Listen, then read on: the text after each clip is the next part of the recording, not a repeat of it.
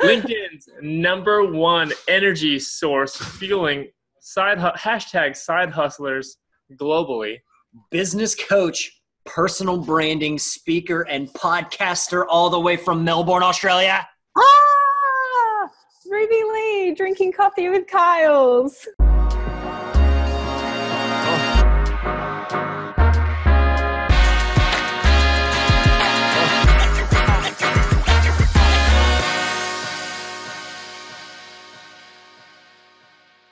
You got it right. Yes. Cheers. Cheers. Cheers. Cheers. Oh, that's hot. So what are you drinking there, Ruby Lee?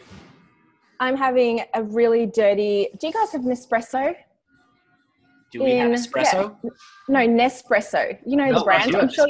Yeah. We've got like the Nespresso coffee machine, and it's really dirty. It's actually really gross with a bit of like... I don't think we have dirty Nespresso though. Is that like with vodka in it, or what's in there? No, as in it's just... The thing about people in Melbourne is that we are massive coffee snobs. So if it's not from a barista and it's from a coffee machine, everything else is classified as a dirty coffee. So that's where the reference comes from. So it's not the best, but... Ruby, what are you most obsessed with right now in 2 words? Side hustlers. Side hustlers. I feel like that's a lot of people. I feel like that is a lot. That is a lot of people. But do you know what? When I first started this whole kind of side hustle community and side hustle talk, it wasn't a lot of people to me. I felt like I was really alone. I felt like I didn't really know who else was doing it. It was a very kind of taboo topic to talk about, especially because I was working 9 to 5, and it's not something you kind of openly say to people around you. So it wasn't quite until I just went, do you know what, stuff it. I'm going to just say that I've got a side hustle. More and more people started to come out of the woodwork, and they would just be like, oh my gosh, I have a side hustle too. Or we'd have little coffee chats, in the kitchen at work, and be like, by the way, I have a side hustle. What's yours? So it was really cool to be able to start actually openly talking about it and making it normal to talk about the fact that we proudly are ambitious in our side hustles. What was the hardest thing that you had to overcome? What was the biggest hurdle, and how did you overcome it? So for me, there were 3 things. One was the financial aspect always. So you always, for me, I was always thinking about how am I going to cover my cost of living, etc. So that was number 1. And I was about to leave my 6-figure job to go into a side hustle that wasn't yet creating ongoing income, right? So, but I knew it would, but I just didn't know how I would get there. The second bit was really this fear of, I think I want to be an entrepreneur, but what if I don't like it?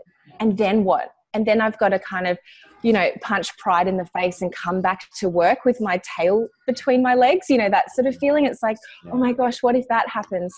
And I think thirdly, it was just all this sort of like comparisonitis and, feeling doubt in your head, like, am I actually cut out for it? Am I good enough to be that person?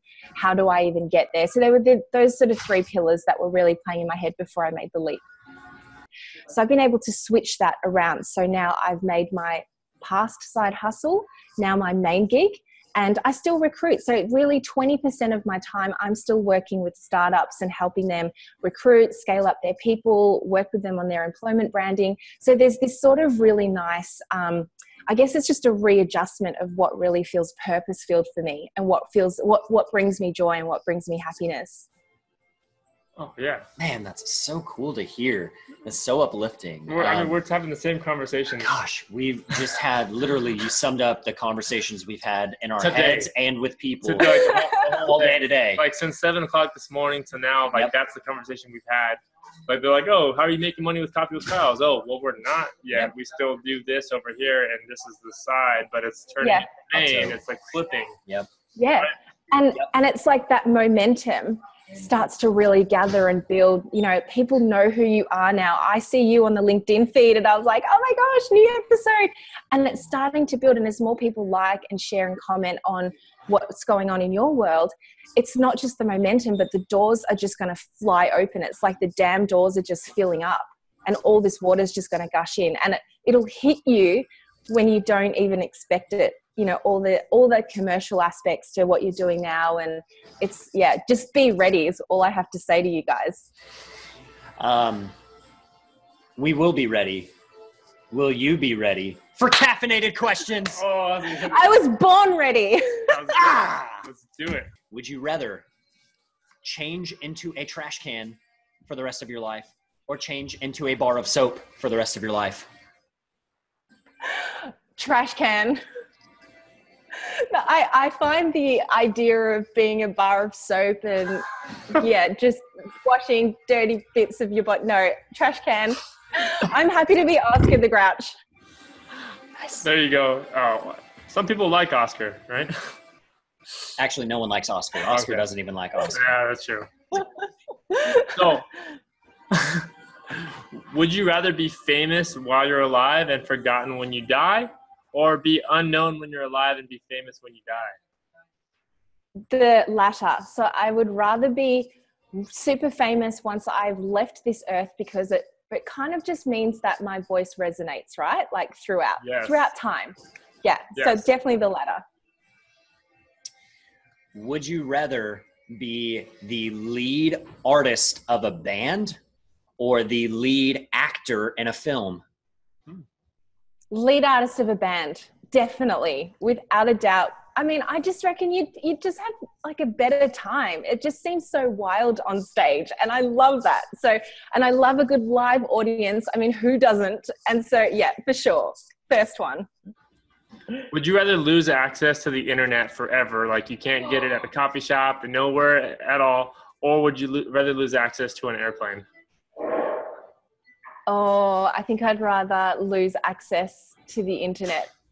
I know, but I can't not travel.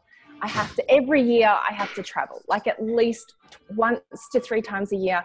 And one of my big ticket goals is wanting to just next year, I'm just going to go chase the summer, like just do like a whole year traveling the globe. So I would have to say, yeah, I'd rather lose the internet. That's a hard one. That is a hard one. That is a hard one. Espresso shot. If you could drink coffee with anybody who... If you could drink coffee with anybody who has ever lived but is no longer living, who would it be? What would you talk about and why? I think it would need to be Martin Luther King. I mean, amazing, right? Really? Okay. Yes. So for me, the reason is I just wanted to kind of learn. I want to learn from him, like how to face fear. If there's anyone that just did things in the midst of so much danger and just, you know, I guess so many people were just like, what the hell are you doing? You know, like duck for cover. You know, he's that one person. Like if there's anyone that I look to, it's him. So yeah, I joined the majority by the sounds of it. Yeah, and it cost him his life. Double espresso shot. If you could have coffee with anybody that is alive, that is not family related, we could tag him here on LinkedIn. Who would that be? What and why? All right. There is an online entrepreneur that I just love her guts. Her name is Angie Lee, and she has an amazing podcast, The Angie Lee Show. And I love everything she brings to the online space. She made it really possible for me to realize that you can absolutely have strong human connections through the online community without needing to like physically be in the room with someone. And her reach is incredible. She's had 3 million downloads on her podcast, and everything she says is just like inspirational, like one thing after another. So she's based in the States, but I would love to have a coffee with her. And yeah, I mean, incredible. So definitely Angie Lee, followed very closely by Gary Vaynerchuk. Can I pick 2? Sure, yeah. Now. So Angie Lee, tagged here. Gary V, tagged here as well. So end of the show here. Final drop, coming to an end. So stage is yours. Do with it what you will. So if those of you are, you know, if you're currently in that space where you're a side hustler and you're wondering, how do I take that leap? How do I do this? And you're listening to me going, how did she do it? Come on over and have a chat to me. I would love to show you how I've done it, give you all the encouragement you need, all the energy you need. Let's bust through those fear blockers and get you to where you want to be. Awesome. I love it. Well, guys, let's have some coffee. Let's have some coffee.